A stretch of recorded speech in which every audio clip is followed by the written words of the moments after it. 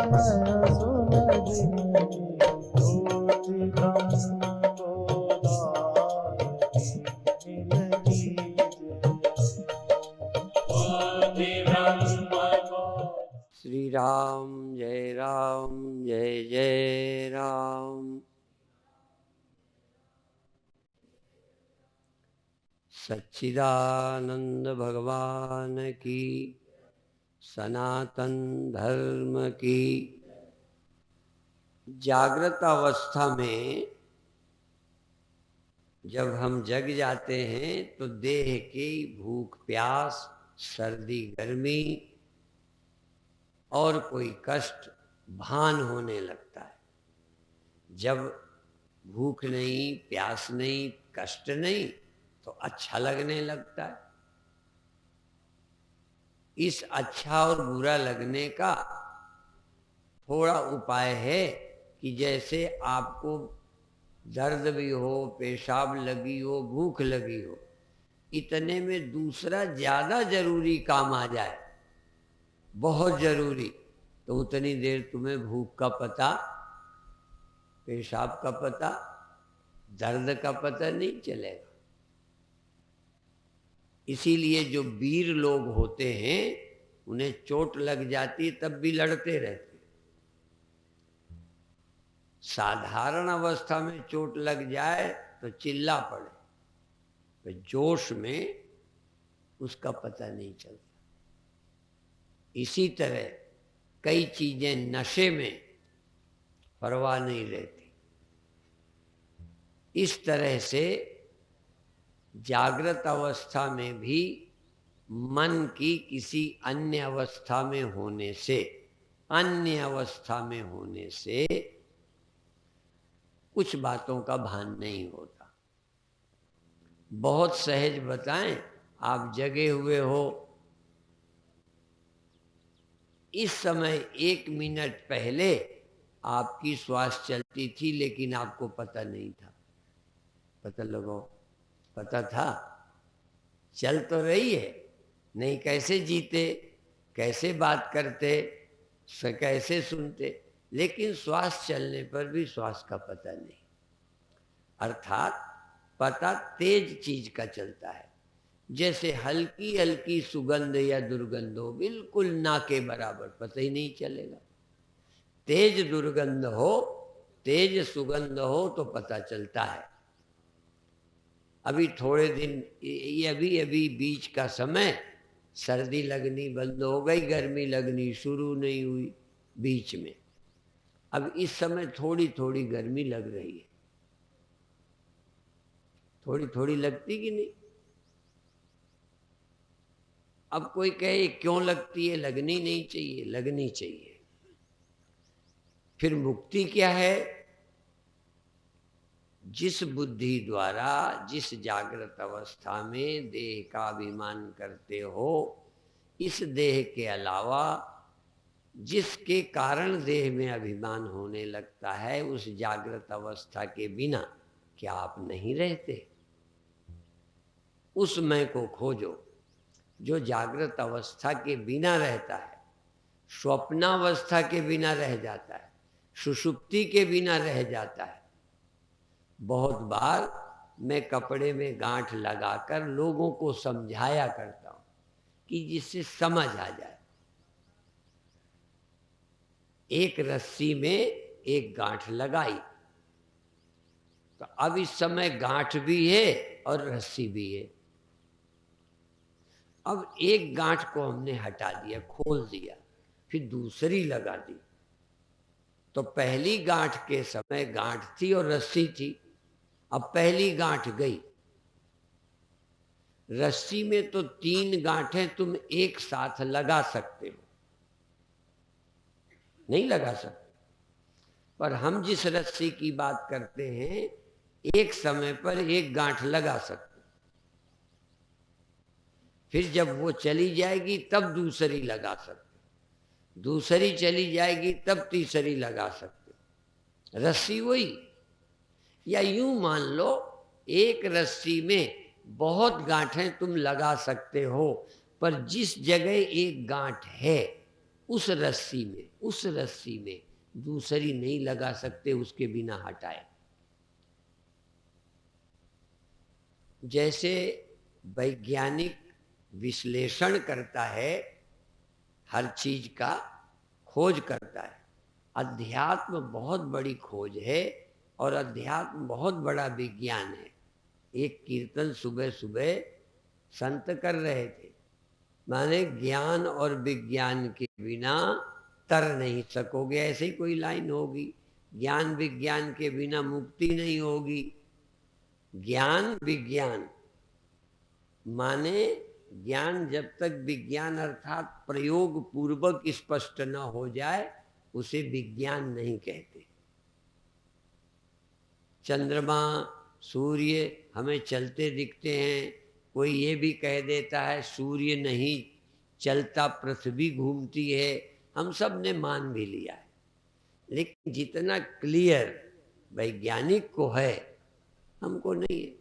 हम विदेश जाते हैं तो सुबह यहाँ से चलते हैं और 22-23 घंटे की यात्रा कर लेते हैं और शाम वहाँ 4 बजे पहुँच जाते हैं। दिल्ली से देखो है कुछ भी नहीं, लेकिन है आश्चर्य भी होता है। आते समय 2 रातें 2 दिन हो जाते हैं, शाम चले रात हो गई, फिर सवेरा हो गया, फिर दिन हो गया और फिर रात में पहुंचते हैं दिल्ली। आते समय 2 दिन और 2 रातें पूरी, दूसरी रात पूरी नहीं, एक रात पूरी, एक दिन पूरा और अगली रात में। कारण वही है साइंस कि जब हम चलते हैं सूर्य के साथ चलते हैं। पृथ्वी जो है सूर्य बना रहता है और हम यहाँ से अमेरिका पहुंच जाते हैं। सूर्य उदय पे चले, सूर्यास्त के पहले पहुंच गए और 24 घंटे घड़ी से लगा, 12 घंटे में सूर्यास्त हो जाना चाहिए, रात में पहुंचना चाहिए। तो ये खोजना क्यों ऐसा होता है। इसी तरह हम जगत देखने लगते हैं। हम जब कहते हैं तो हम अपने लिए अकेले नहीं कहते, हम में तुम शामिल हो। हम माने सब, मैं माने तुम नहीं, मैं माने तुमसे अलग, हम माने हम सब शामिल हैं। तो हम जब जगते हैं तब हमें देह दिखने लगता है। कोई कितना दावा करे कि हमें नींद में भी देह दिखता है, गहरी नींद में नहीं दिखता। इसलिए अब ये क्यों दिखने लगता है, ये बस ऐसे ही है। जैसे एक हाथ में मैं शीशा ले लूं तो अभी मुझे ये नहीं दिखता, पिछला हिस्सा पर्दे का मुझे नहीं दिखता, आपको अपने पीछे नहीं दिखता। यदि हम ऐसे शीशा लगाएं तो पिछला हिस्सा हम देख लेंगे। तो पिछला हिस्सा दिखना शुरू हुआ और शीशा हटाया, आंख नहीं हटाई, आंख गई नहीं और दिखना बंद। आंख आई नहीं और दिखना शुरू, आंख नहीं आई, सिर्फ शीशा आया कि आंख आई। आंख तो पहले ही थी, शीशा आया, पिछला हिस्सा दिखने लगा। और भी कई शीशे हों तो आप अपनी इस खोपड़ी को भी देख सकते हो, कुछ नहीं करना। एक शीशा इधर, एक शीशा इधर, इधर शीशे में खोपड़ी है इस वाले में, और इसकी शीशे की खोपड़ी इसमें, देख लिया। जो नहीं दिखता आंखों से वही दिखा है शीशे के माध्यम से आंखों को ही। आंखों के अलावा किसी को दिखता है?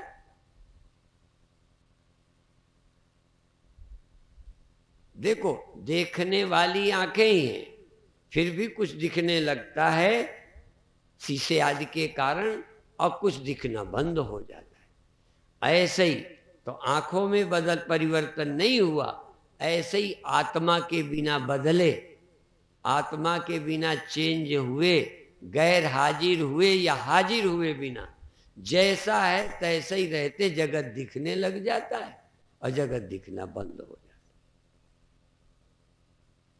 तो आत्मा चली गई, दिखना बंद हुआ। जब जैसे पीछे दिखना बंद हुआ, मैं पूछूं आंखें चली गई, कहोगे नहीं, और दिखना शुरू हो गया, कहो आंखें आ गई, तो आप कहोगे नहीं वो तो पहले से थी। तो आत्मा पहले से मौजूद है जगत दिखने के पहले, ये विज्ञान है। जगत दिखने के पहले हम मौजूद हैं और जगत दिखना बंद होने पर भी मौजूद रहते, और जगत दिखना शुरू हुआ तब आए नहीं।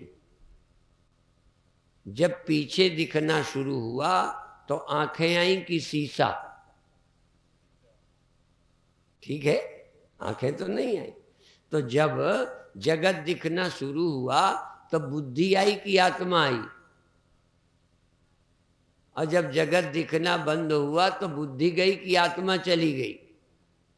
हमारे गुरुदेव कहते थे जागृत स्वप्न सुसुप्ति है बुद्धि की अवस्था, मैं बुद्धि से परे हूं याते सदा शिवो हम। मैं बुद्धि से परे हूं, और कभी कभी गुरुदेव कहते मैं बुद्धि को धरे हूं याते सदा शिवो हम। जैसे शीशे को मैं ही तो धारण करके देखता हूं पीछे, और मैं ही शीशा हटा कर नहीं देखता, यह उलट दिया। तो जगत का दिखना भी होता है, न दिखना भी होता है, देह क्या में आना भी होता है। जैसे नजर का पीछे चला जाना भी हुआ, और गई नहीं फिर भी पीछे चली गई, और पीछे से आंखें तुरंत आगे आ गई। शीशा हटाया तब पीछे कहाँ है आंखें? जहां की तहां। ये अचलो यम सनातना, ये चैतन्य तत्व अचल अविनाशी अविकारी है, पर ये समझ में आना आसान नहीं है। क्योंकि तो तुम देह में आए हो, ये भी भ्रम है। सबसे कठिन विषय है, और ये तो मैं इसलिए शुरू करता हूं कि भाई अभी और इकट्ठे हो जाएं और वो भी आ जाएं जो भूमि पूजन हो ना सब, तब फिर इसीलिए वहाँ नहीं रखा कि पहले भूमि पूजन को वहाँ डरते, फसल को नुकसान होता, वहाँ बैठे रहते, पता नहीं कब आते हैं। एक जगह हम करनाल में थे तो एक साध्वी, नेताओं ऐसे हैं, नेता वैसे हैं, तब अब बेचारा थोड़ा देर में आ गया, तब क्या करें, अब नेता तो बिजी होते हैं। और टाइम पे हम कल बम्हौरी गए तो 10 बजे पहुंचना था, तो 10:30 पहुंचे। और कई बार बहुत दिन शरीर रखना चाहते जल्दी चला जाता।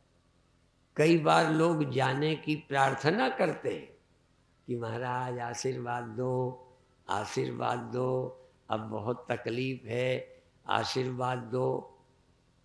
एक माता कम से कम 10 साल से हमसे आशीर्वाद मांग रही है, पर हमारा आशीर्वाद सफल नहीं हुआ।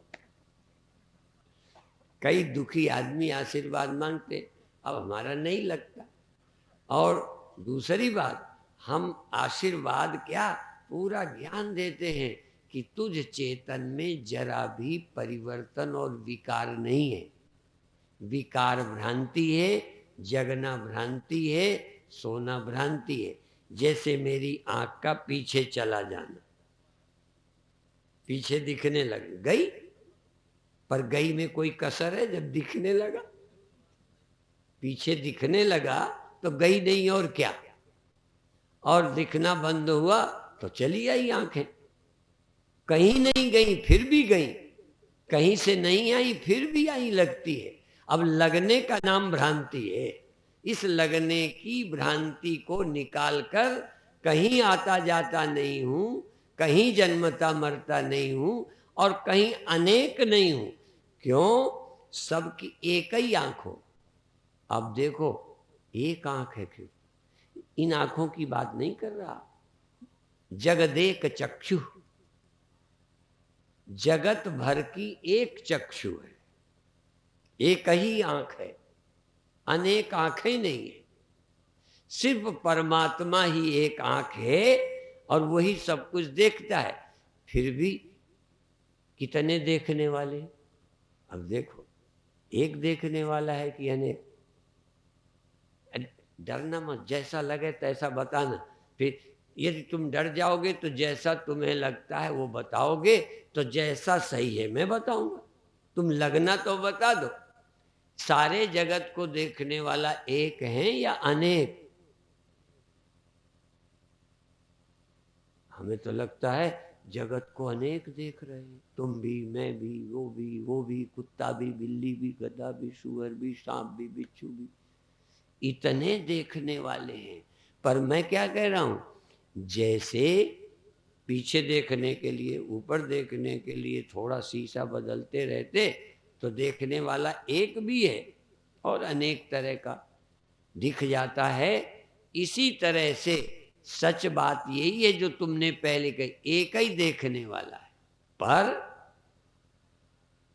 जो सचमुच देखने वाला है वो एक है, पर जिस अहंकार के, बुद्धि के सहारे देखता है वो बुद्धियां बहुत हैं।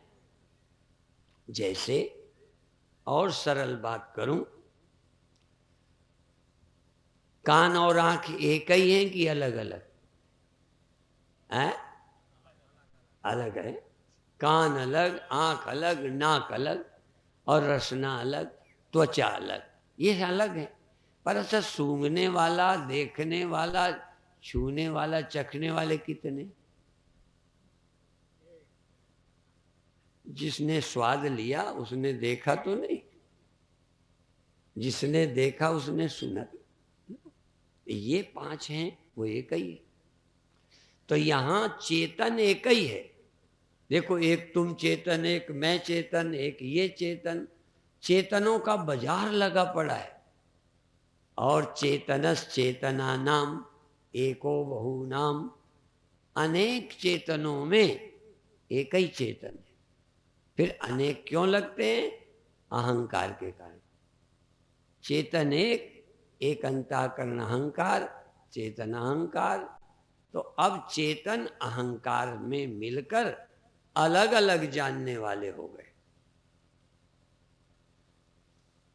थोड़ा अंदाज लगा लो, जैसे 100 बुझे हुए, 100 दीपक तैयार रखे, एक ज्योति, चाहे माचिस की चाहे दिया की, एक ज्योति, उसको हमने 100 दीपकों में लगा दिया। अब कितनी ज्योति हो गई? 100। तो यहां तो एक अलग दिखा दी, 100 अलग हैं जलाई। यहां एक ज्योति जो सदा जलती ही रहती है, वो जिस जिस दिए में लगती है, सब जलते हैं, सब अलग अलग दिखने पर भी फिर ये नहीं रहते। एक ही अनादि और अनंत ज्योति है। उस एक ज्योति को जानकर, ये सारी भूमिका किस लिए बना रहा हूं?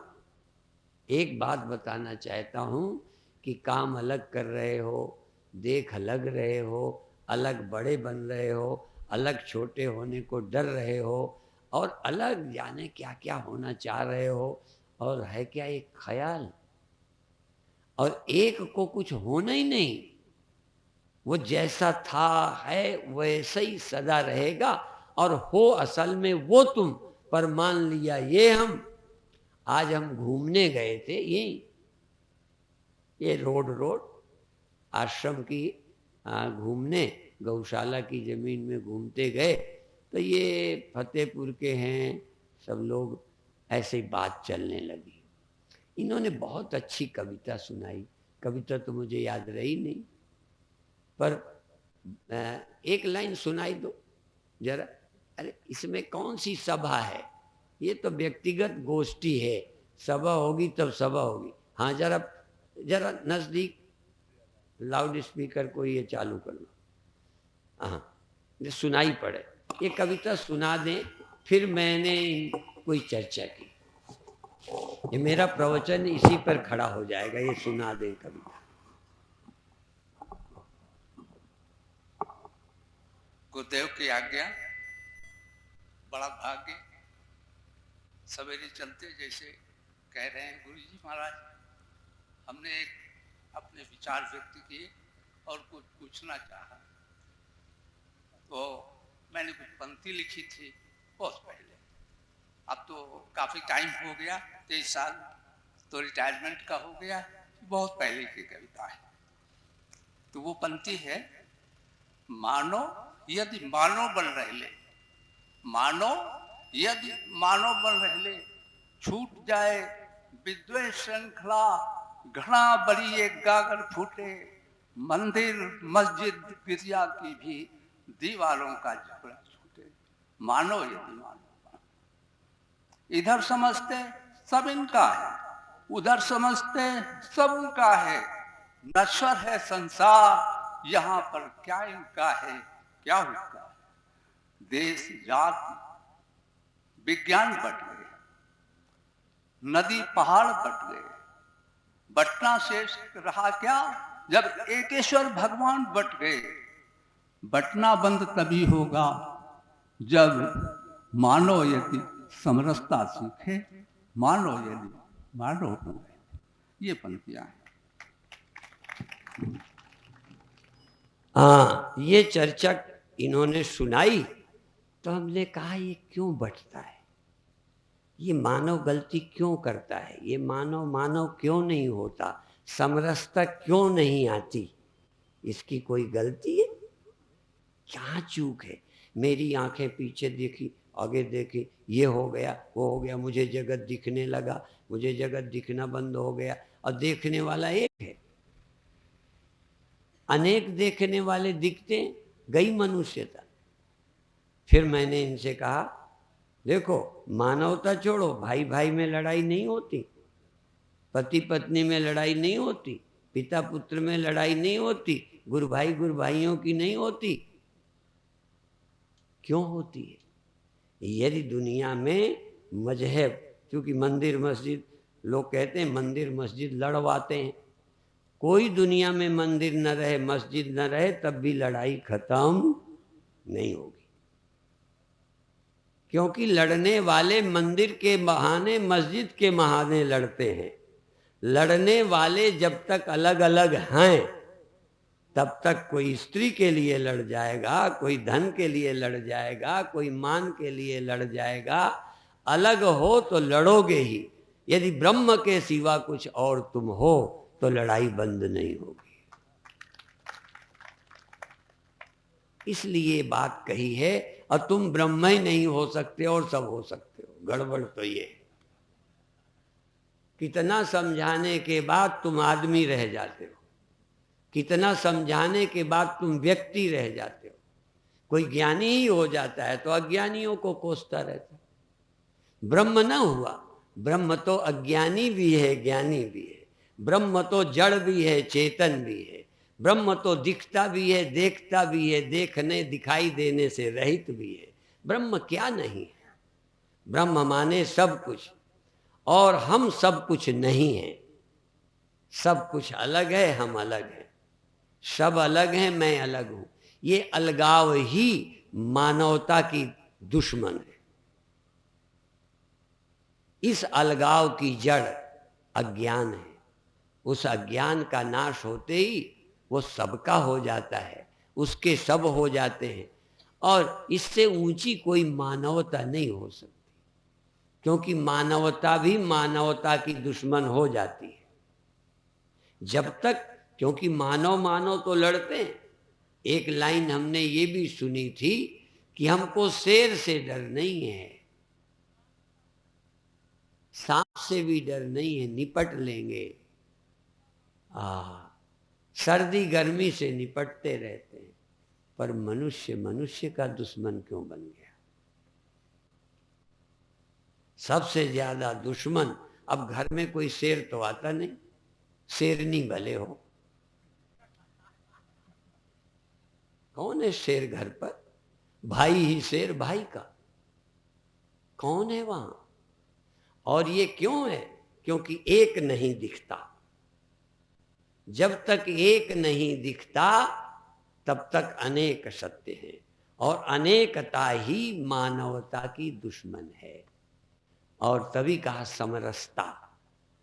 तो समरसता माने सम को देखोगे तभी समरसता आएगी। इसलिए ये बीच में विषय याद आ गया कि हम अध्यात्म कहते हैं, ये समझते हैं कि अध्यात्म के बिना सचमुच न तो व्यक्तिपन से छूटता है, व्यक्ति बना रहेगा तो कोई से श्रेष्ठ है तो कोई से अश्रेष्ठ है, कोई मेरे से बड़ा है, मैं हूं तब ना।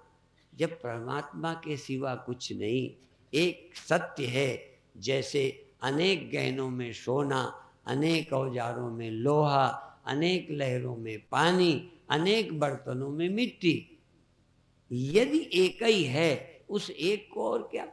पर यहां बर्तन है, मिट्टी नहीं, औजार हैं, लोहा नहीं, यहां लहरें हैं, पानी नहीं। ये सब क्या है? लहरें। पानी कहाँ है? यहां अब बर्तन है, मिट्टी कहाँ है? बताओ। बातें हैं सब, एक ही तो नहीं है, सब हैं पर एक नहीं है। जबकि सच्चाई है बिना एक के सब नहीं है। सत्य ये है कि बिना एक के सब होता नहीं, पर सच्चाई ये है अनेक तो दिख रहे हैं। अनेक में हमें कोई सबूत नहीं चाहिए, एक का सबूत ढूंढना पड़ रहा है। एक है, इसके लिए गुरु चाहिए। अनेक के लिए कोई गुरु? अनेक बर्तन दिख रहे, अनेक औजार दिख रहे, अनेक गहने दिख रहे, चलो वहां सोना भी दिखता है, वहां लोहा भी दिखता है, वहां मिट्टी भी दिखती है, लहरों में पानी भी दिखता है, यहां सब में एक भी दिखता है। यही तो दुर्भाग्य है कि एक नहीं दिखता, और एक दिखाने की कोशिश भी नहीं है, एक देखने की इच्छा भी नहीं है।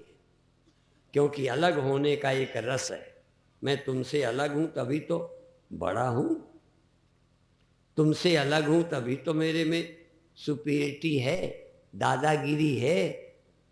कुछ दिखाऊं, कुछ अलग हूं, तुमसे ओ मैं राजा बन जाऊं, मैं प्रधान बन जाऊं, मैं बड़ा बन जाऊं। मैं सारा खेल तो अपने बड़ा बनाने का लगा पड़ा है। और अपने को बड़ा बनाना हो और तुम सब रास्ता आ जाएगी। अपने को बड़ा बनाना हो और समता आ जाएगी। अपने को बड़ा बनाना हो, मानवता आ जाएगी। मानव की छाती में चढ़कर तुम ऊंचे होगे। और ये सब आश्चर्य एक ही है कि जो मूल में समझ की चूक है, इसको कहते हैं अविद्या। असुचि में सुचि बुद्धि, अनित्य में नित्य बुद्धि, असत में सत बुद्धि, अनात्म में आत्म बुद्धि हो गई है। अब इस बुद्धि का इलाज तो होता नहीं, समता लाने की कोशिश है। देख लो, असल में जड़ पर वार नहीं है, अध्यात्म जड़ काटता है, भेद की भ्रम की जड़ काटता है। और हम ऊपर से लीपा पोती करके बराबर लाना चाह रहे हैं। राजनीति लीपा पोती करती है। आप अरे सब अपने ही है, तब आपके घर जाएंगे ना, समझिए ये हमारी बच्ची है, ये हमारी वो है, ये भी हमारी ही है। समझ जाते हैं कि ये तुम्हारी नहीं है। वो लहजे से पता चल जाता है कि ये तुम्हारी नहीं है। क्योंकि आज के ज़माने में सभ्य घरों पर नौकर नहीं कहना होता, कहना ये तो हमारा, ये हमारा बेटा, ये भी हमारा बेटा ही है, कि धीरे से कहते हैं हमारा काम करता है। माने बिना बताए कैसे बनेगा कि हमारा काम करता है। थोड़ा गर्व तो होता ही है कि बड़े बड़े लोग मेरे यहाँ नौकर हैं। ये मैं जो है बीमारी है, और मैं तुम्हारी केवल भूल नहीं है, अनादिकाल से तुम कह ही नहीं सकते ये रोग कब से आया। ये मैं की बीमारी, मेरे की बीमारी, द्वैत की बीमारी कब से है, इसका आदि नहीं है। नान्तो न चादिर न च संप्रतिष्ठा। इस रोग की दवा अध्यात्म है।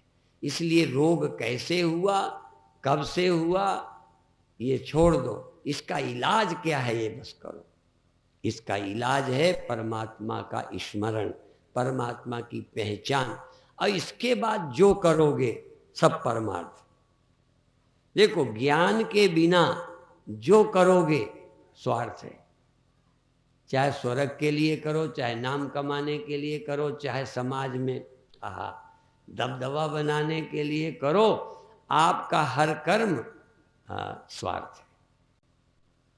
और जब तुम अपनी मैं को खुराक पहुंचाते हो, यहां तक स्वर्ग जाने के लिए करो, अंत में कर्म किया, चित्त शुद्ध किया, चित्त शुद्ध करके ज्ञान प्राप्त किया, अच्छा है, लेकिन तब भी चित्त शुद्धि मोक्ष का स्वार्थ है।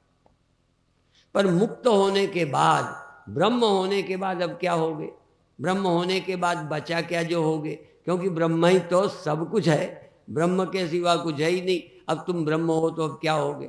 इसलिए ब्रह्म ज्ञान के बाद अपने लिए कोई कर्तव्य बाकी नहीं रह जाता। तब जो करता है वो शौच जाता है तो परमार्थ है, रोटी खाता है तो परमार्थ है, गौशाला बनाता है तो परमार्थ है, वात्सल्य ग्राम बनाए तो परमार्थ है। वहाँ स्वार्थ है ही नहीं परमार्थ के सिवा। और बाकी का तो दान भी स्वार्थ है। कई लोग कहते हैं कि महाराज तुम्हारे पैर पकड़ें, कहते गुरुजी ने कहा नहीं। कहन क्यों? कहना अभी पैर पकड़ता है, बाद में गला पकड़ेगा। मतलबी आदमी कब पैर से गले में पहुंच जाए पता नहीं। हाँ, कब दानी चोर बन जाए, कब दयालु दुश्मन बन जाए। और कई लोग दयालु दुश्मन बनते हैं। आज तुम्हारा है, कल तुम्हें मरवाना पड़ता है। इसलिए यदि कोई पुण्य है, कोई परमार्थ है, तो पहले सेल्फ रियलाइजेशन, मैं को पहचानना ही परम पुण्य है। इसके बाद जो करो पुण्य ही पुण्य है, पाप तो फिर है ही नहीं। भगवान जो करते हैं सब दिव्य है। आदमी जो करता है कहीं ना कहीं दांव है, चालाकी है, राजनीति है, खिलाड़ीपन है। इसलिए मैं अध्यात्म पर बोलना शुरू किया था कि थोड़ी चर्चा करूं, क्योंकि हमारी दृष्टि से परमार्थ सच्चा, जहां तुम्हें नाम भी नहीं, आज तो मेरा सहयोग दोगे तब भी हाँ ये आप आ गए, यही खुशी है। यदि हम ना पूछें तो कट गए तुम हमसे। कितने लोग जुड़ते हैं, कितने कटते हैं, क्यों? कोई ना कोई इच्छा की पूर्ति नहीं हुई। जिसकी इच्छा ही कोई नहीं, उसकी पूर्ति की जरूरत क्या है? वो कौन सी इच्छा की पूर्ति के लिए काम करता है? भगवान कृष्ण यही तो कहते हैं, मैं क्या न मुझे प्राप्त नहीं है, क्या मैं नहीं हूं जो हो जाऊं, क्या मुझे अप्राप्त है जो प्राप्त करूं। नानमाप्तमाप्तव्यम त्रिशलोकेषु किंचन। इस विश्व में, त्रिलोकों में क्या भी अप्राप्त है, मेरे सिवा क्या है जो मैं हो जाऊं? मैं ही तो सब हुआ हूं। मिट्टी क्या कहेगी क्या हो जाऊं? कहे सब तो जो हुआ है मैं ही हूं, जो होगा वो मैं ही हूंगी, जो हुई रही मैं ही। पहले जो था मैं, अब जो कुछ हूं मैं, आगे जो होऊंगा मैं, मेरे सिवा और है क्या जो हो जाए। इसलिए ब्रह्मज्ञानी निष्काम निर्द्वंद हो जाता है और उसके सहज कर्म भी दिव्य होते हैं।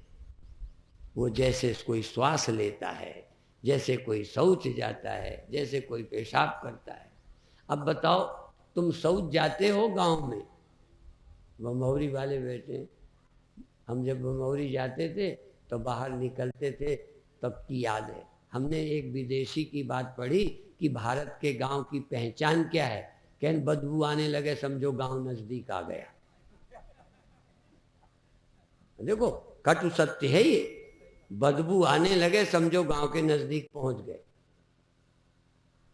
समझ में आया? तो अभिप्राय ये है कि वहां भी हम जाते थे। तो अब देखो कोई आदमी ये सब बम्भोरी वाले सऊद जाएं और बाद में किसी दिन सुअर से लड़ाई हो जाए तो ये धमकी दे कि तेरी मदद हमने की है, तेरे भले के लिए हमने ये किया है, सच बता दो यदि सुअर न हो तो जाना बंद कर दोगे। जाना तुम्हारी प्रकृति है कि सुअर पर रहम है। तो ऐसे ही ज्ञानी के सभी कर्म शौच जाने जैसे हैं, किसी का भला हो जाए तो हो जाए, वो कुछ करता नहीं है, उसका कोई स्वार्थ नहीं है, कुछ पाना नहीं है। आप शौच जाके सुअर का भला करते हो, पर स्वार्थी किसे कहते हैं? ये तो चलो नेचर हो गई, फिर भी किया नेचर से, एहसान सुअर पर लाद दिया। शादी की और पत्नी पर एहसान। हाँ, तुम्हारी तो अटकी नहीं थी, सिर्फ उसी की अटकी थी।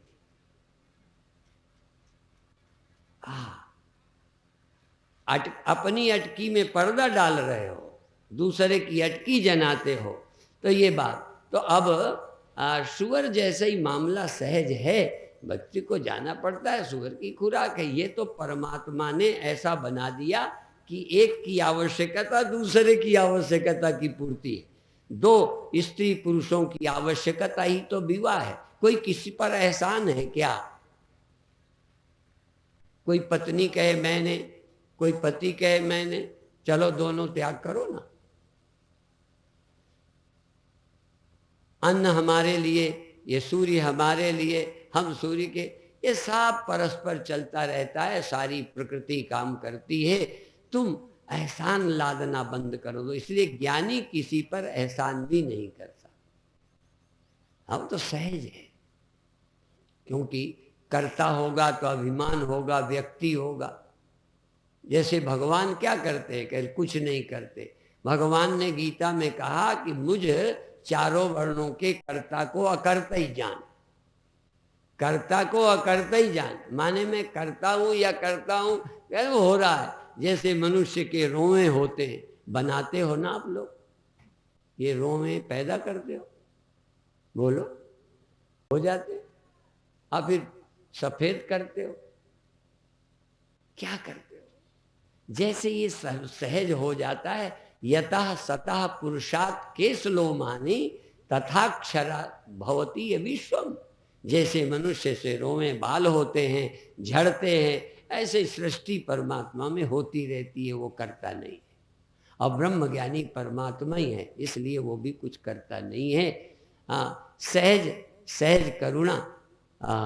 जब एक बार इधर कहीं आए थे, तब यहाँ खरगोश के बच्चे भी थे। इस सिजई में बहुत पहले आए थे, रितम्बरा को याद होगा, खरगोश के बच्चे थे और बड़े कोमल होते हैं। हाँ, तो ये बच्चों से प्यार, अब क्या करें, प्यार इनके मन में, बच्चों से प्यार। एक जगह बहराइच में एक लड़के के जूते नहीं थे, कपड़े ठीक नहीं थे, उसको ऐसे ले गई बाजार, पहना के ले आई।